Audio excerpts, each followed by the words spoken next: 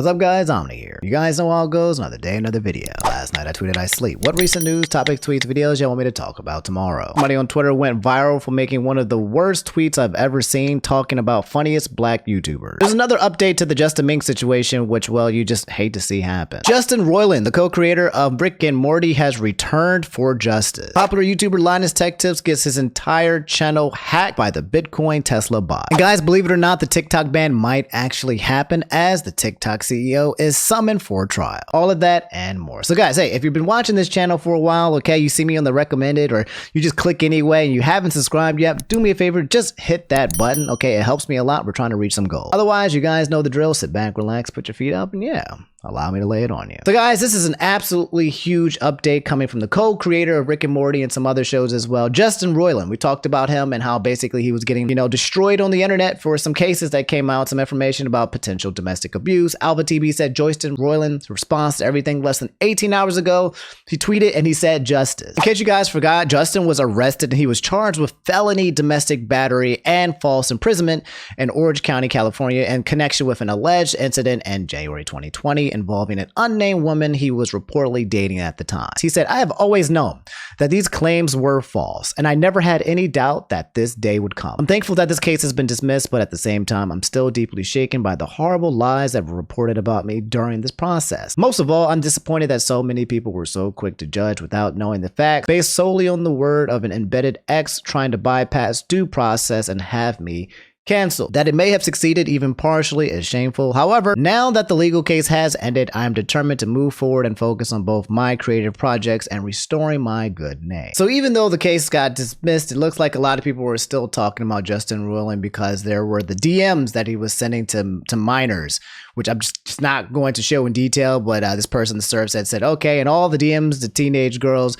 in which some people are saying, hey, you can fake the DMs. Like, don't you know it's 2023, we have AI and everything is fake now. So yeah, those can be fake as well, but there seems to be a lot of people coming out showing actual receipts. Tweet here says, "I know you're rich enough to buy your way out of criminal charges. Just know, no amount of money can remove your creepy DMs to underage girls from the internet." People still believe that he has done enough wrong, or there's enough evidence or receipts out there to basically show that Justin Roiland is just skating by and just getting lucky because there wasn't enough evidence. Yeah, that's the situation. Let me know how you guys feel about Justin Roiland. Do you think that he should be fined and cleared? His name should be fine? Is he being hogpiled, or do you guys think there's enough evidence out there to show that he's still a really bad person? He's just getting away with the criminal system. So guys, we have to talk about this controversial tweet that went viral yesterday, and I think the day before as well. White Feathers and a lot of you guys asked me to talk about it. It says, "The disrespect towards Sylvanas, Caleb City, CoryxKenshin, and Etika is insane. Also, she doubles down when called out." So there was a tweet that went viral as of March 22nd, so quite literally yesterday, which initially read, "Who was the funniest black YouTuber here? Choose one." Somebody made this on March 20th, and you have a whole bunch of black YouTubers and TikTokers.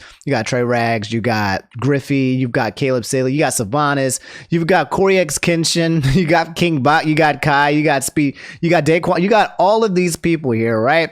And they're like, hey, choose one black person who's the funniest. Okay, already, it's hard to compare like kings of kings and goats to goats. And I would argue that some of these people probably aren't even on the same tier, but I digress. I'm not going to answer the question here. The problem is the quote retweet here that you see by this person that reads, "This genre of comedy is for people that find rape jokes funny." And it's got 11,000 likes and 3,000 quote retweets, and they're basically dragging this person on Twitter to the point where they have stopped people from being able to reply. So you can't compare CoryxKenshin to King Bach. Okay, that's just blasphemy. You've got some people with humor like Caleb City that is just kind of universal and transcends everything, and then you've got people like my boy Long Beach Griffey, who is just basically offending everyone and saying some of the worst things possible because that's the kind of humor he does. Everyone here does not fit within the same bucket. So for this person to put the entire group of 15 people and say that's the same genre of comedy was absolutely garbage take that everybody on the internet on Twitter got big baby rage mad about, especially my boy Etika. Rest in peace. Don't ever come with that energy about my boy Etika. Keith in the comments saying, "I've read some dumb shit in my life, but goddamn," which is crazy because ironically Keith definitely should have been one of those 15 black guys up there. This person saying, "Not my cousins, y'all stay safe," and they got a picture of CoryxKenshin and Burleezy being like, yo, do not Do not bring their faces into this type of conversation. That's blasphemous. Yeah, that's the viral tweet that made all black people fall into one freaking bucket of generalization, and that person got dragged on Twitter. Absolutely wild kind of things. It's like people will say anything on Twitter for clout. They'll say anything just for that attention. It's absolutely wild. So Magmice and a lot of you guys wanted to just talk about this really quick. Just Minx, we've been talking about her and Cutie Cinderella and the situation that happened with the Streamer Wars last week, where Just Minx basically showed up drunk and then got this whole entire party closed down, and everyone's big baby rage mad at her, and she's kind of being blacklisted, da. Well, if you guys don't know, the update is she flew back home to go be with her family, and then she started streaming again, and then there were more issues that came about. One being here saying that Minx freaking out on stream and getting into a heated argument with her and her family. Enabling her! You're coming into my room after live drop. Fucking viewer! Did you? Because you have a problem. Yeah, I have a problem. You have a problem. Did you not do it? I want to get cancelled. Will you stop being a fool? Don't be a fool, an aggressive fool. We were having a great fun night. Oh no. Why are you lying? This all happened. Why do you go to viewers? Because your boyfriend is underage. What? Yeah! That's not true! Oh no! Oh no! That's not true! You like fucking little men! That's not true! You don't like that? You don't like when I talk the truth? That's not true! You like fucking little men! That's not true! Ooh, good God, man. I am familiar with toxic families, like in my past. I've kind of seen it all, but Jesus Christ, during the middle of a stream and they were saying something about fucking little men, like, huh? And then if you look in the replies, it said, update, Minx is not the one being accused of the pedo stuff. Minx is the one accusing her sister of doing the pedo stuff. And then which Minx was like, Americans are so soft. And Nicholas DeOrio said you need to be checked in some kind of hospital, because the drama surrounding around Minx and her family and the toxicity and the drinking, it just keeps getting worse. What I need to stop is when I go to a party, I need to know when to stop drinking. When I start drinking, I know that's borderline alcoholic.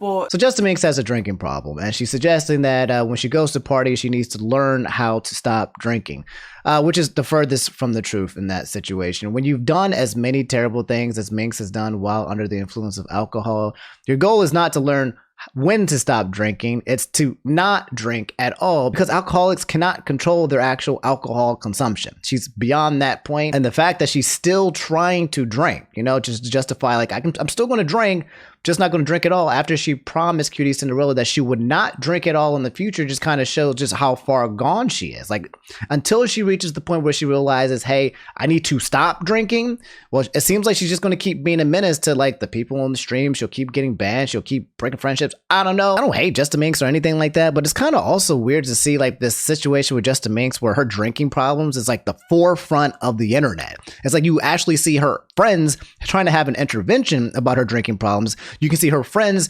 breaking up friendships with her because of her drinking problem. You can see her family and them fighting. I don't know if that has anything to do with the drinking problem. Maybe she started drinking because she has a family like that. Who knows?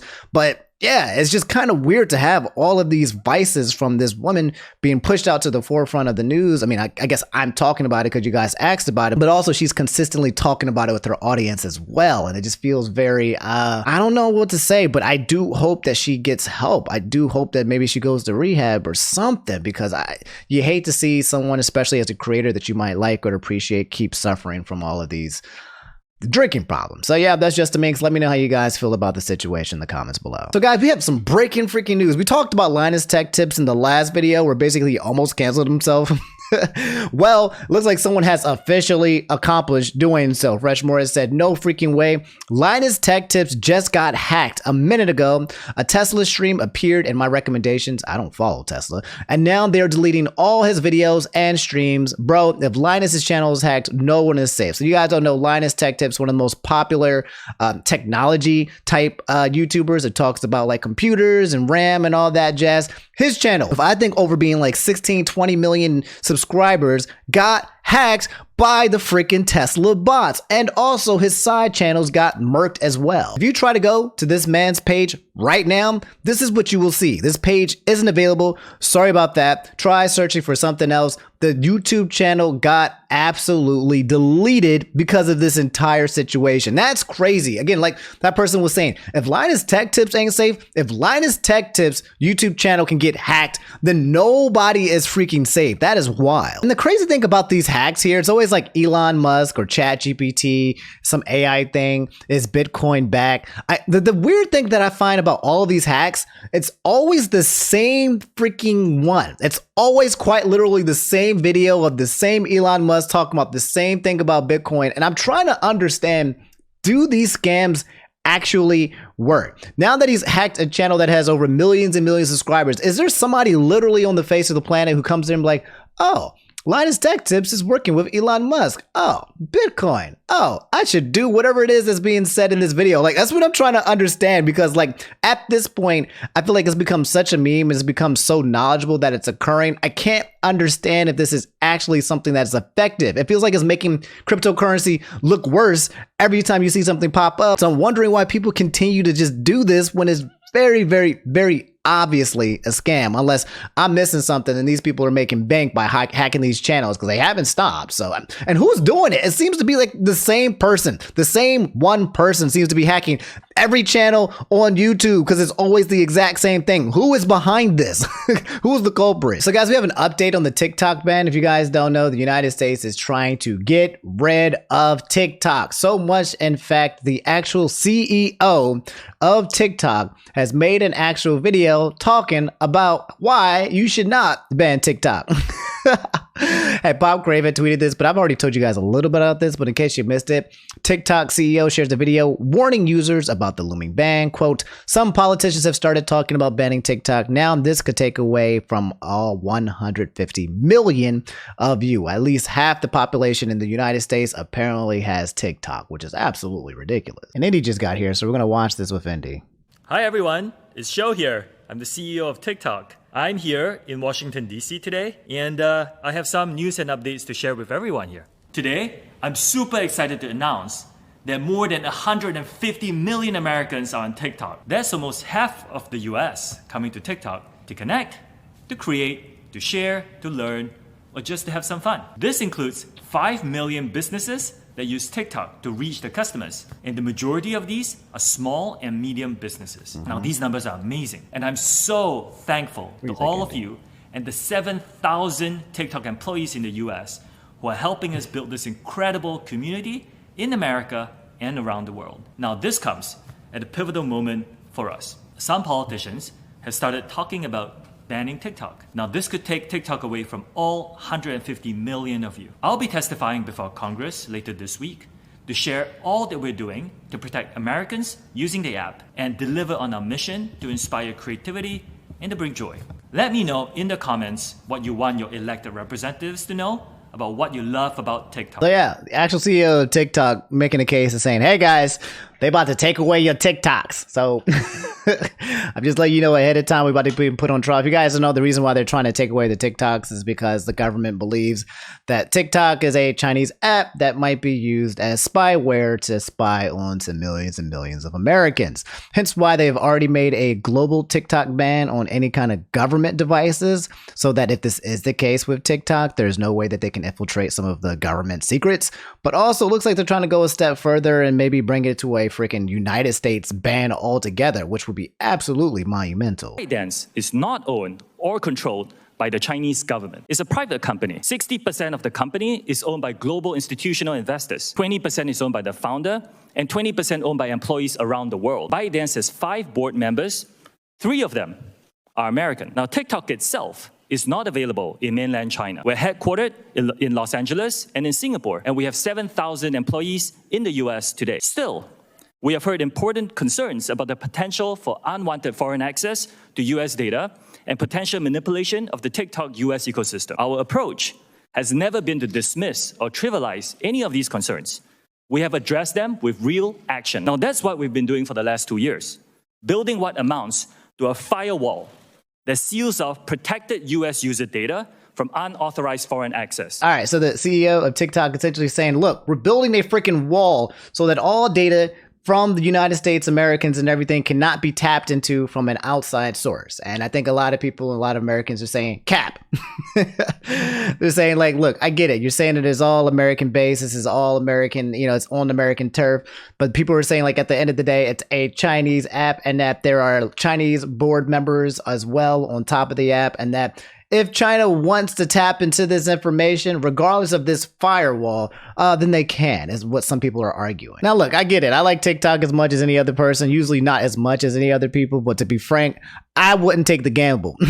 I just would not take the gamble at all. If there is even a sliver of chance that he could be lying or that China could just go ahead and tap and access all of the information that they're getting from millions and millions of Americans, including people who are in the government as well, I'm just not taking the chance, okay? Because we already know that China is infamous for having that kind of, you know, control over their apps, especially within their own country, and monitoring, okay? So if they're the masters of monitoring data from their own country, and now they have an app that's in another country, I can see them, I don't know, man. I just...